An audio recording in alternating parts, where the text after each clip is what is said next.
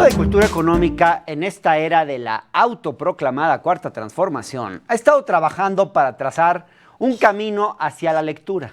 Su nueva estrategia de difusión propone acercar libros a personas que difícilmente tienen acceso a ellos.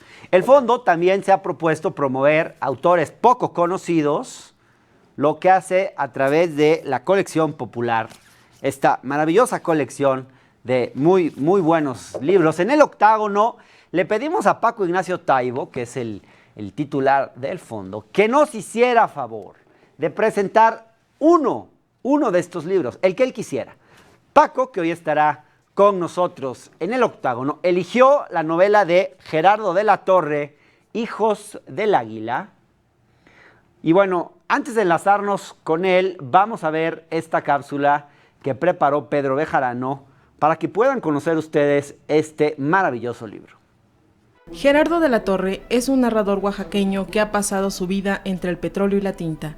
Fue trabajador de Pemex en su juventud y tomó clase en el taller literario Juan José Arreola al lado de narradores como José Agustín, René Áviles Favila y Alejandro Aura.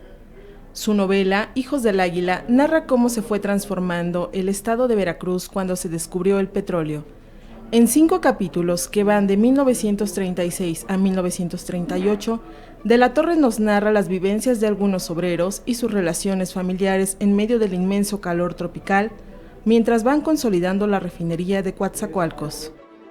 La obra retrata cómo al calor del progreso se va gestando la idea de la expropiación petrolera, que se conformó en un movimiento obrero y popular, que inició agrupando a la gente del poblado después del Estado y terminó juntando a todo el país. Hijos del Águila refleja de alguna manera la biografía de su propio autor, quien terminó la primaria y dejó a medias la secundaria cuando entró a trabajar a Pemex en 1953, donde permaneció 18 años hasta encontrar su camino en la literatura. Este libro se encuentra publicado por el Fondo de Cultura Económica. Para platicar sobre este libro, Hijos del Águila, de Gerardo de la Torre, nos enlazamos ahora con Paco Ignacio Taibo II, director del Fondo de Cultura Económica. Buenas noches, Paco, ¿cómo estás? Muy buenas noches, bien. Paco, pues gracias por... Me gusta mucho.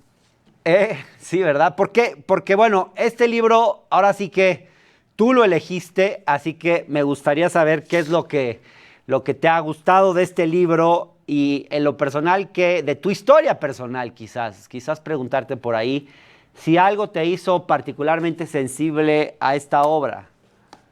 Sí, varias cosas. Primero conocí a Gerardo desde los años 60, desde el movimiento 68. Ajá. Él es un hombre que después de haber vivido en Oaxaca, en el 68 estaba trabajando en México, en la refinería de Pemex cuando estalló el movimiento estudiantil y hubo una colaboración grande. Pero además Gerardo formaba parte de una generación que para mí, que era un joven que todavía no escribía, era como mítica, era la generación de la onda, José Agustín, Parménides García Saldaña, Gerardo de la Torre, a René Avilés, y yo le tenía una profunda admiración.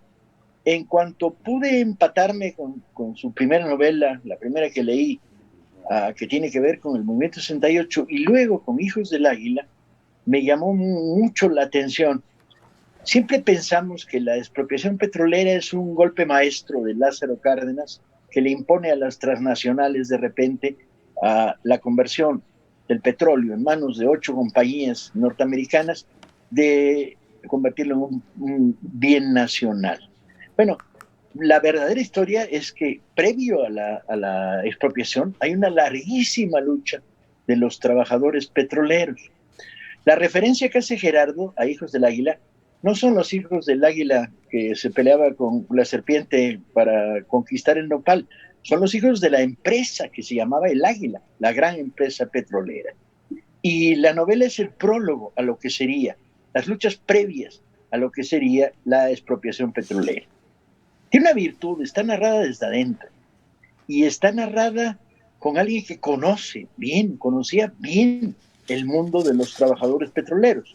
Su padre había sido trabajador petrolero, él mismo sería trabajador petrolero y además estaba dotado de las habilidades de un escritor muy sensible, muy brillante y muy capaz de reconstruir Y entonces lo que logra con Hijos del Águila, pues es una apasionante novela de aventura de la realidad, las aventuras que produce la vida diaria en un país como el nuestro, ¿no? En la cual un gremio muy, muy golpeado por las condiciones laborales, las condiciones de trabajo, la represión de los guardias blancos de las compañías, va construyendo un poder que llevará hacia la expropiación petrolera. Claro. Para mí era un libro fundamental para los lectores mexicanos. No, para claro, ver Paco. Oye, Paco, hablando precisamente de los derechos, de las luchas por los derechos laborales, bueno, tus inicios en las letras, de alguna forma, pues se remontan también a las luchas por los derechos de los trabajadores. De alguna manera, esta obra no te recordó a la anécdota detrás de tu historia, doña Eustolia blandió el cuchillo cebollero. ¿Por qué no nos cuentas un poco esa anécdota y si es que hay alguna relación con esto? Mi conexión. Sí, yo fui organizador sindical de sindicatos independientes durante varios años. Y en particular registré esto en 2 libros de cuentos. Uno de ellos se llamaba Doña Eustolia blandió el cuchillo cebollero y contaba varios cuentos de anécdotas que viví en las luchas sindicales contra los charros de los sindicatos corruptos, las juntas de conciliación que trabajaban para el enemigo, patrones rastacueros y canallas que veían la posibilidad de esquilmar. Y en una de ellas cuento la historia de Doña Eustolia. Doña Eustolia era una viejecita, verdaderamente viejecita, que tropecé con la huelga en la que ella estaba en esos momentos en las afueras de Tlatelolco y que me convertí en ayudante de la huelga, tanto legalmente, porque había una situación horrible, el patrón había provocado la huelga para autorrobarse la maquinaria y dejar en la calle a 60 mujeres de más de 60 años, que era el personal que había en esta empresa manufacturaba suéteres, etc. Y entonces ahí estaban muy, muy, muy, muy abandonadas por la mano de Dios y del mundo, enfrente de la huelga, y yo me sumé para intentar darle forma a la defensa, a enseñar a las compañeras a botear en los camiones para tener un mínimo de protección, defender la huelga contra los 2 intentos que hubo de robo de la maquinaria por parte del patrón, procurar que tuvieran una asesoría legal justa.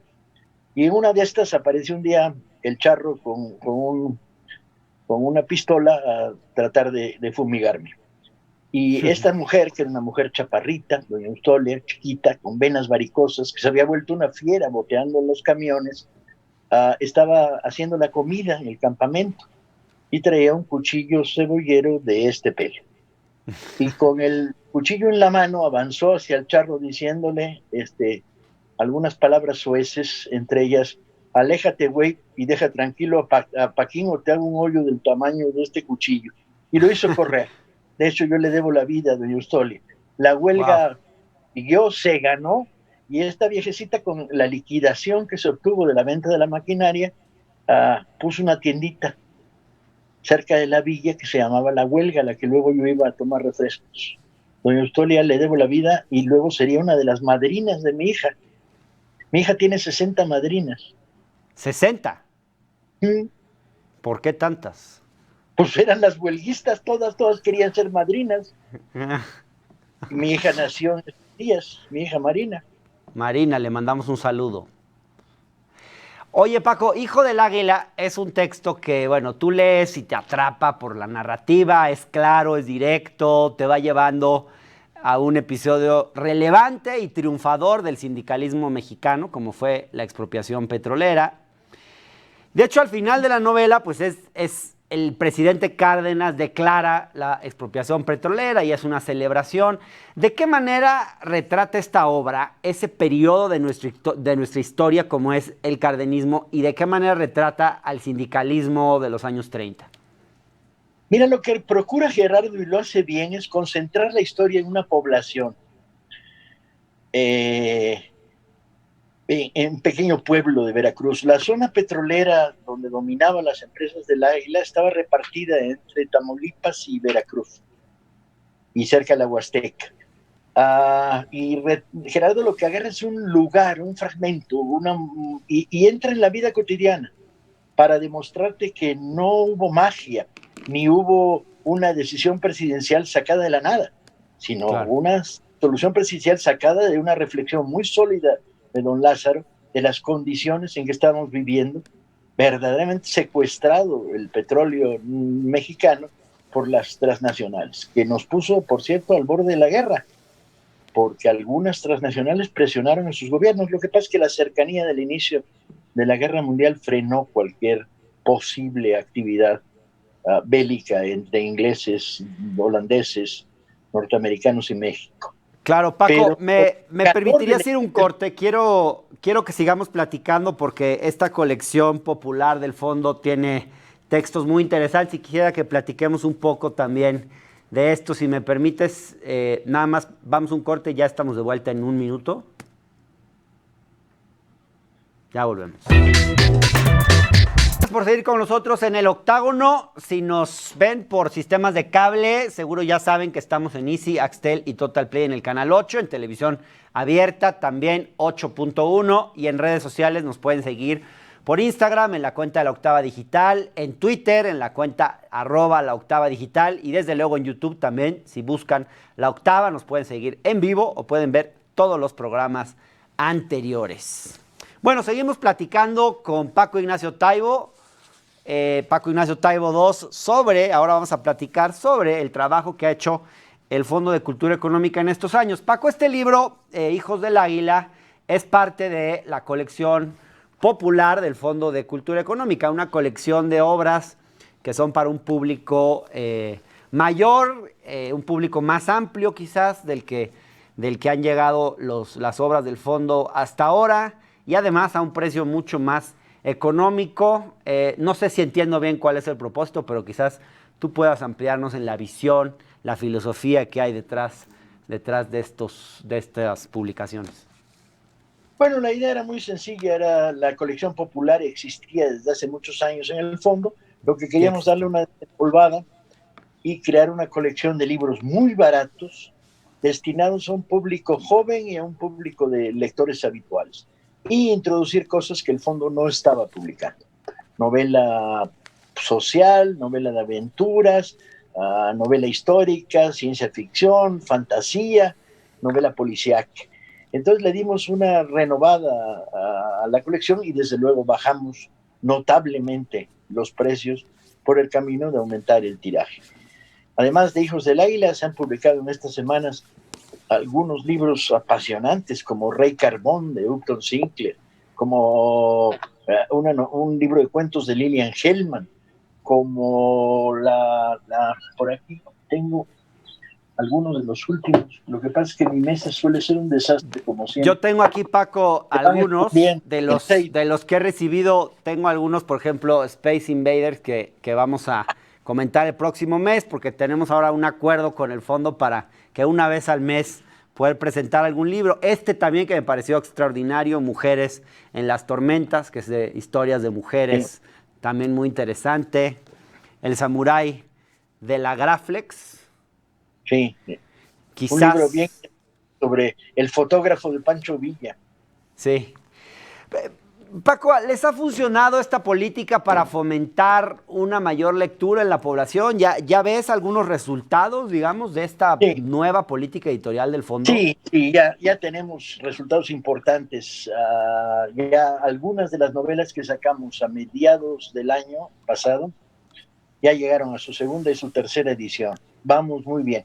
Yo creo que además estamos encontrando. La pandemia frenó el proceso al obligarnos a cerrar el centenar largo de librerías que tenemos el Fondo y Educal en todo el país, pero este freno es un freno temporal post pandemia.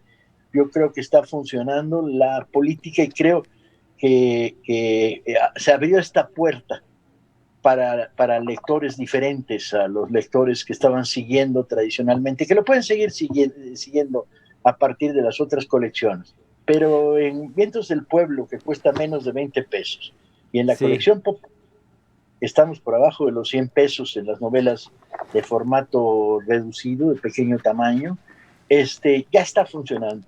La idea son libros que te vuelen las neuronas, que se vuelvan apasionantes, que te enganchen, claro, ¿no? Que leer se convierta en un placer del pensamiento crítico. Claro. Paco, ¿hay una política de algo así como de desfifizar el fondo? Yo diría que sí. Yo diría que hay una política de desempolvarlo, de sacarlo de la caverna conservadora en la que se había hundido. Y yo creo que es claro. Al mismo tiempo que conservas y estamos conservando y tenemos un por ciento altísimo de reediciones de los viejos textos que nutrían la vida del fondo y que llegaban a la academia y a los estratos universitarios medios y superiores y al lector interesado en ciencias sociales, en arte, en filosofía, hemos introducido, bueno, una fuerte, ya estaba ahí, de literatura infantil y juvenil, y un tercio de nuestra producción lo hemos destinado a colecciones de libros mucho más baratos y más con la intención de provocar el placer de la lectura. Claro. Oye, Paco, y pasando de los temas institucionales a los personales. Planeta acaba de anunciar la reedición de tu serie de novelas policíacas. ¿Qué podrías contarnos de esta reedición?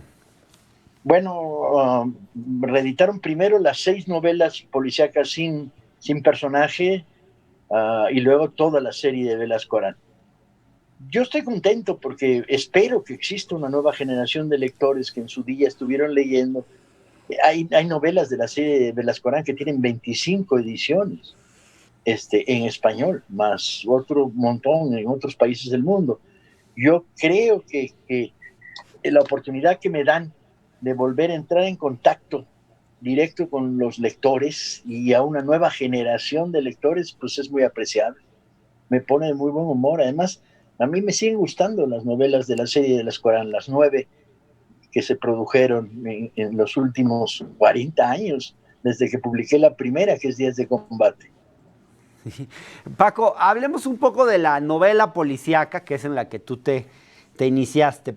¿Cuáles dirías que son los aspectos más importantes, lo que tú más valoras en una novela policíaca?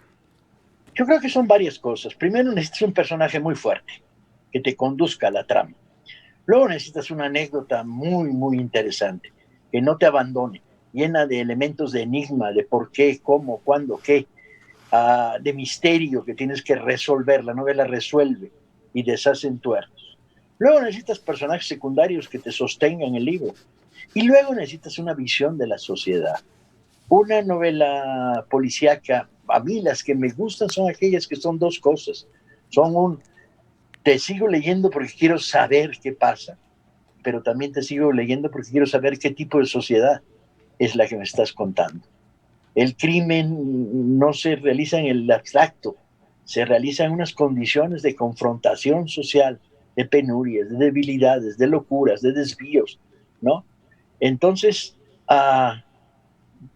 quiero una novela donde hay ambiente, donde se sienta el peso de la ciudad, donde te reconozcas a ti y reconozcas a los personajes secundarios, a las tramas, a los problemas ocultos, ¿no? Yo creo que es la novela policíaca que a mí me interesa como lector y como creador. Claro, y aquella primera novela Velasco Arán, que es tuya de 1976, ¿qué te inspiró en ese trabajo? ¿Qué reivindicas hoy de esa novela? Yo trabajaba en aquella época en una oficina y empezó a correr el rumor de que había un estrangulador de mujeres que estrangulaba mujeres en los baños de la Ciudad de México. Y llegó a ser tan potente el rumor que algunas compañeras de la oficina nos hacían, antes de entrar al baño, en ir al baño, entrábamos nosotros primero, los hombres de la oficina, revisáramos que no hubiera nadie y luego nos quedábamos en la puerta. La verdad es que no existió el tal estrangulador de mujeres en baños de oficina, pero puso sobre la mesa los miedos de una sociedad que luego se verían reflejados a lo largo de los años y que hoy están en el horror del feminicidio. Y entonces esta primera novela era la historia de este estrangulador, seguida por Velasco Arán, que se propone frenarlo, detenerlo. Paco, ¿y nunca pensaste retomar las aventuras de este personaje de Velasco Arán? ¿En qué momento ya decides dejarlo por completo? ¿Ya no te interesó retomarlo en algún...? No lo dejé, ahí está. Ahí está. Está en el closet. Sí, escribí 9 novelas con Velasco Arán y hay una 10ª que he empezado y que no me gusta y que no ha salido, pero a lo mejor ahora, sobre pretexto de la salida de estos 9 primeros libros, le voy a volver a entrar Estaría a la bueno. serie de Velasco Arán. Estaría bueno, Paco. Pues muchas gracias por esta conversación y vamos a estar en este espacio una vez al mes. Ya tenemos un acuerdo casi que institucional entre la Octava y el Fondo de Cultura Económica para platicar sobre todos estos libros que están publicando y yo creo que es una buena manera de que la gente lea porque es lo que nos interesa. Muchas gracias a ustedes. Gracias, Paco. Un abrazo. Buenas noches. Vámonos.